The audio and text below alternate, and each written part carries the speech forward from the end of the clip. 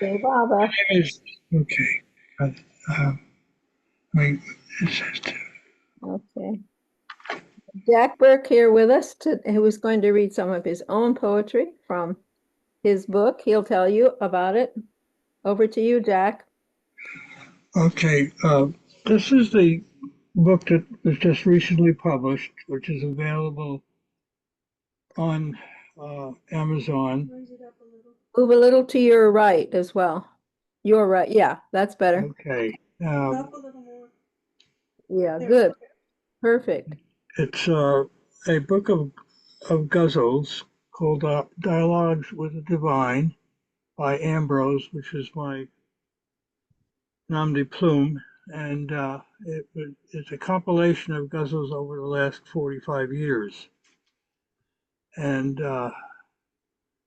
it's basically, as one gentleman said, a roadmap to God.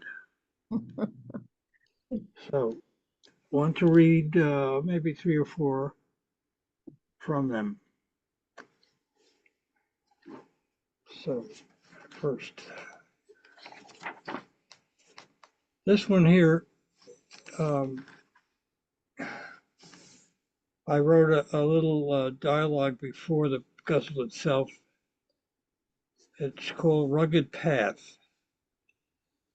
For those who are experiencing the Sufi path, or like Eric Mayor Baba's spokesperson said, is purported to have, and when asked by in Mandalay Hall in Mirzad, that Baba lovers follow no path but what he leaves us.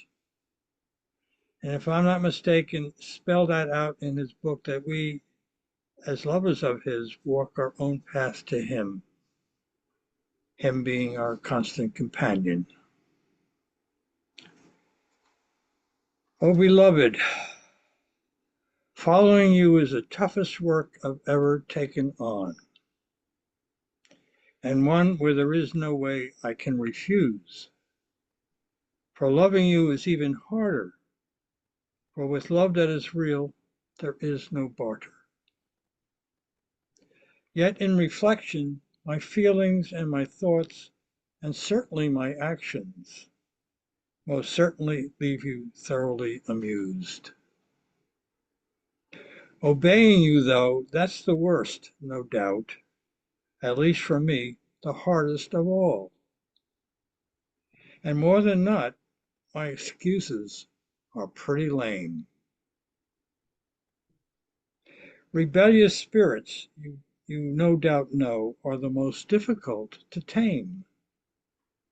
And so I have found to my chagrin there is no back door to the tavern ball. Paying attention to what you do wears me out at every turn. And that's where surrender comes into play. And unless I join the game, you laugh and walk away, and life's impressions continue to churn. My every breath and blinking eye leaves me exhausted climbing this mountain trail.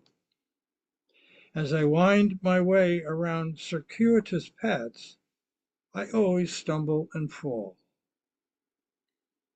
And all I can do is get on, up, hope to stand tall. But it's you I need, unless my focus will fail.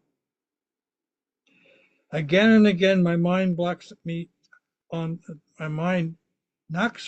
the side of the road, on the side of the head. I'm flat on my back on the side of the road.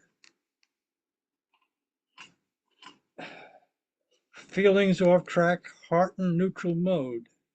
Stupid, stupid. All I have left is tears to shed.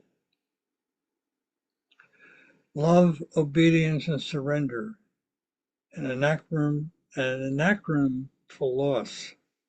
That's where this game is all about, where you are the path. And when I cop to that, all I can do is shout, "You're the boss," and pray that I've not incurred too much of your wrath. O Ambrose, remember and focus on loss, for I have your heart in my hand. And when you're finished with Maya's dross, you'll have truly become a member of my wild and holy band. Now, the difference in these ghazals is the response that I've always gotten from Baba and written down, which is something I really haven't found anywhere else. I think what's his name in Augusta, Brian Garnett, uh, Darnell, Brian. Darnell has something akin to it. So, in response, in my response, or the response to the previous ghazal, is one called An Immodest Proposal. O beloved, to go naked to you in the sun of becoming, this I will gladly do, for real modesty is something which we know not. Ours is fraught with the self, and more impressions do we then accrue. For hardly ever do we undress our feelings, actually show our love, such be humanity's lot. O Master of Will, help me to turn it around, slow the spinning on this life's insane merry-go-round, whose sadness the world is continuing to ride. So may I offer something different, and pray it's sufficient to turn false pretense and false modesty aside. The time has come for everyone to heed the Master's word. We must stay awake to the goal at stake in this world gone obviously absurd. Take a look around, and what can be found but anger and lust and greed? The mortal sum of what the world has become, and on these desires does ignorance willingly feed. And worse still is the hypocrite's swill, the one sure road to disaster, for no greater sin can one find within the eyes of our Lord and Master. My eye, your eye, our eye, this the world goes by, and not to forget me and mine alone, unwilling to allow the ego to bow, like a dog hoarding a meatless bone.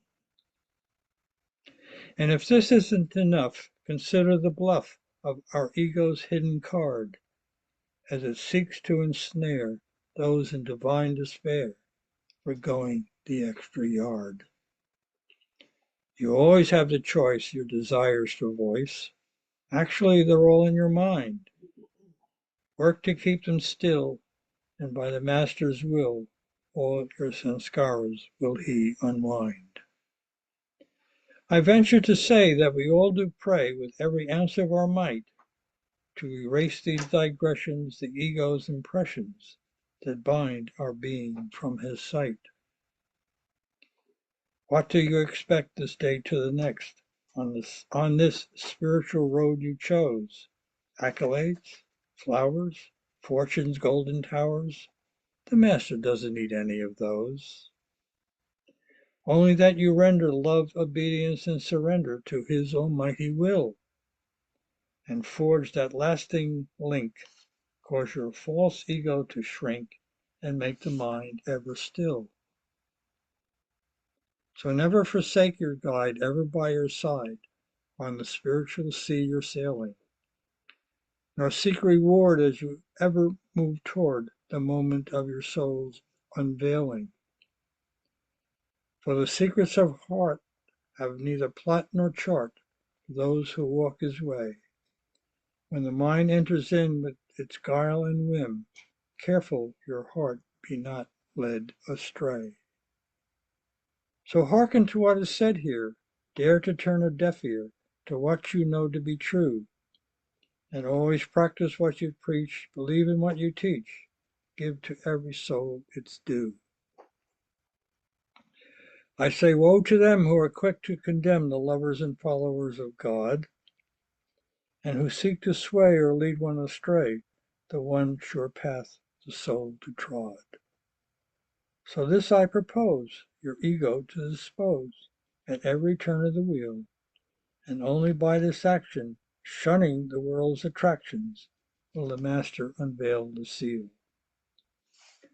O Ambrose, all love proposals from the heart, all surrenders when you start, does please me so. For all obedience is willingly given, bindings will be shriven, and your river to my ocean quicker flows. So all these proposals I accept, so be not bereft at so daring and bold an action. For in my time, which suffers no reason or rhyme, you will all experience divine love's heart interaction. That's that one. There are actually, if you count them all up, there are probably 150 guzzles here. This is number 58. Where, oh where? Dearest beloved, oh, I had searched for you down the corridors of mind, not ever knowing it's not where you are. Yet it wasn't till you pierced my heart so blind that you invited me into true love's door bar. For I had been wandering in a delirious dream, forlorn, empty, my destiny nowhere to be seen, across avenues and highways, down alleys as blind as my heart, nowhere to end and nowhere to start. I want to interrupt this guzzle and say this is a guzzle about the 3 years I took when I was living out in Arizona, wondering what I was here for, what I was doing, where I was going, all that stuff. And it was a strange time. I was living in two worlds, the business world and the spiritual world, and not knowing the difference. I had become destiny's fool, bankrupt in my cups, ending on a worn bar stool. Not knowing, not caring, yet divinely despairing, and my soul as empty as my pockets, my mind feeling kicked by a mule. Suddenly a gust of wind from across the street spoke of another saloon door. My heart skipped a beat, so I lurched and weaved ever over as best I could, stopped and looked. Strange, never saw this place in my neighborhood. So I shook my head, cobwebs of fears, red-drenched eyes from residual tears, pushed the door open and stepped inside, heart in a cage, my brain about fried. I stepped up to the bar and foot on the rail, pulled out my pockets, empty, so to what avail? Sat up on the stool, elbows on the bar, I was dead on my feet. God, I had traveled and walked so far. I give up, shouted to the air. Who would hear me, such depth of despair? Then it came, this rushing wind, unstoppable, unconquerable, to it my being forever pinned. O Ambrose, return, O long lost soul. The wandering prodigal, come in from the cold. All the seeds you've sown come to me, the reaper. Give all your worries to me, this tavern's keeper. And though a million resolves you have broken, your love for God has been your entrance token. All my lovers go through the agonies of despairing, the ecstasy of discovery. There is no one with an exemption. For real love's jewel is hidden beyond and behind the normal perception. So be ready when I show my face, arms wide open for your embrace, your pulsing heart to receive all my grace. Eternity now, no more the chase.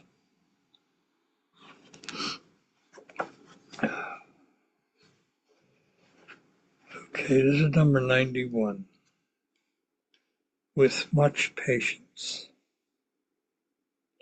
My dearest one, have I told you lately that I love you?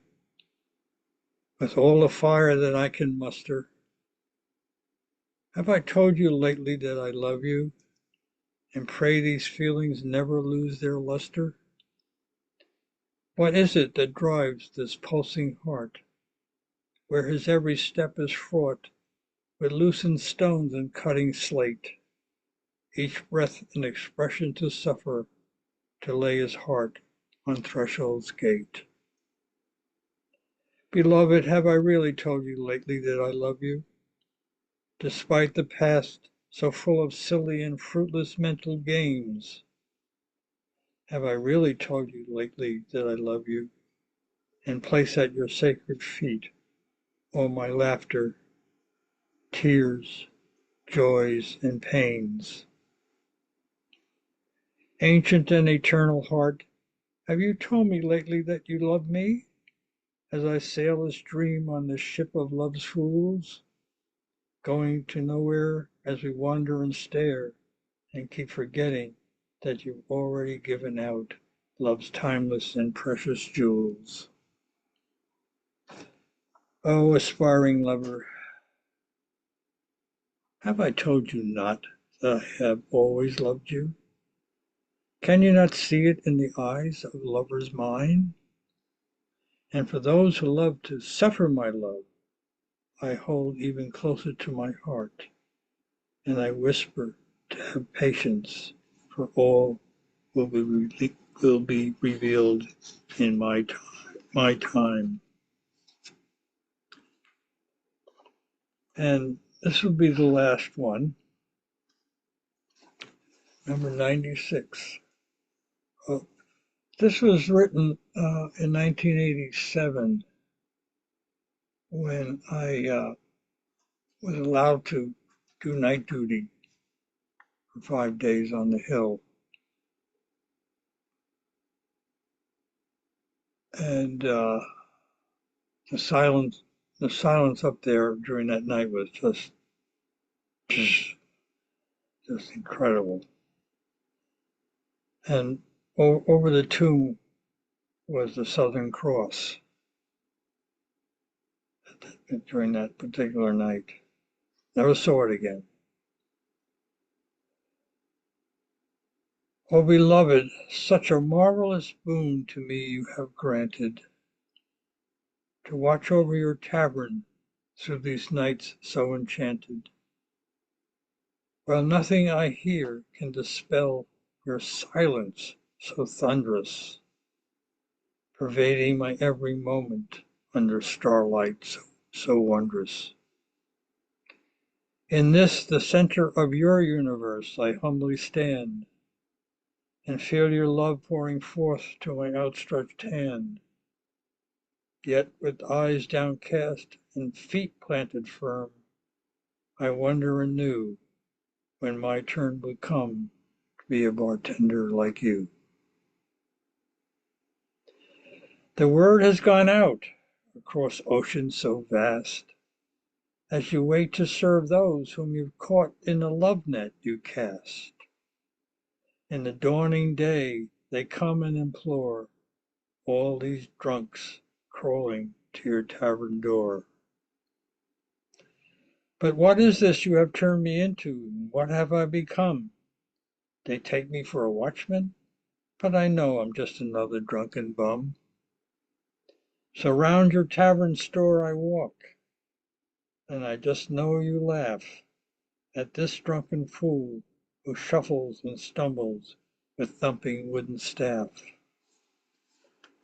Oh, Saki, what kind of bartender are you anyway? How can I be the bouncer when you ply me with wine? I've become so intoxicated, it's only for another glass that I pine. Where am I? What in God's name did you do? It seemed the whole night was filled with the aroma of your delicious brew. Ah, yeah, this must be the place, this spiritual Bowery, to become drunk on your love, the price of the wedding dowry. My heart reels. I sit dazed on your sidewalk. I can't think, see straight, or talk. I lurch, I mumble, I rattle your tavern door. My body trembles and my heart cries out, one more, one more. Oh, Saki, don't deny me. Don't turn off the tap. Let me have just a wee one. Just pour it in my lap. For I'll wait here forever until it's all said and done, no matter the cost of the endeavor. O lover of wine, for the likes of you, Saki's tavern is ever open, and the drinks are on the house. For love must respond to love, and Saki never turns away a love-drunk souse.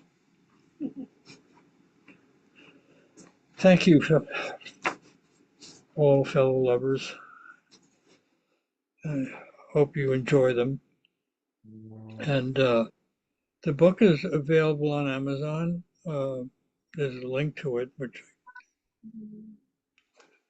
uh, Dialogues of the Divine by Ambrose, and Jackson Coleman Burke is the name I use of mine because basically there's another book with the same title that was written 25 years ago by a woman. So hopefully it won't get mixed up. And I'll try to post that link tomorrow on the Baba Arti, which starts at 9 a.m. Okay, thank you so much, everyone. Thank you, Jack. It was Sure. a brilliant idea to catch you at your peak early. Looking forward to seeing these. Yeah, we'll put that link on while the meeting is going on tomorrow evening as well. Yeah. Right. And there's a Kindle edition too that's available. Right. All right, Okay. folks. Thank you. Thank you. Thanks. Thank you for bringing us up. Appreciate it. All righty. Jay Baba. Bye bye. You too.